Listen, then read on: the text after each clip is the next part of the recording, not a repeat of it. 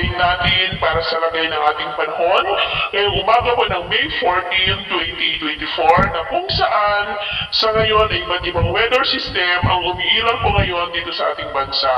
Mayroon po tayong northeastern surface wind flow sa may extreme northern Luzon, sure line sa northeastern part ng extreme northern Luzon at easterlies pa rin ang hangin na umiihip sa malaking bahagi ng ating bansa.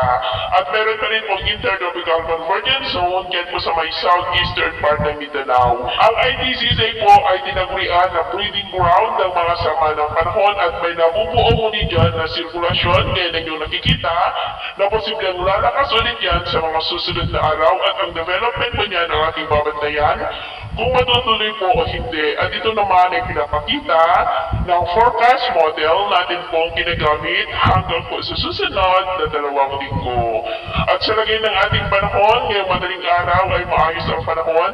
sa malaking bahagi ng ating bansa pero may chance pa rin ng mga isolated rains sa ilang bahagi ng Central Luzon, Quezon, Camarines Norte, Palawan, Sulu Archipelago, Zamboanga Peninsula at Dinagat Island. At mamaya ay sisikat pong araw sa malaking bahagi ng ating bansa, mainit at maalinsangan ang panahon. Pero may chance pa rin ng ulap na kalangitan with isolated rains sa ilang bahagi ng Bataan, Pampanga, Zambales, Camarines Norte, Bonilo Island, Palawan, Sulu Archipelago at Zamboanga. At mamayang hapon, maayos pa rin ang panahon sa malaking bahagi ng ating bansa pero may chance pa rin ng ulap na kalangitan with isolated rains sa ilang bahagi ng La Union, Ilocos Sur, Cordillera, Cagayan Valley, Pangasinan, Zambales, Catanduanes, Mindoro Provinces,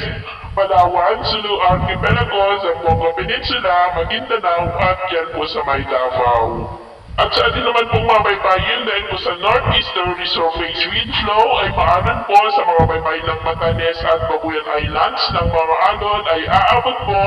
sa 1.5 to 2 meters height kaya iwasan po muna natin ang papalaot dyan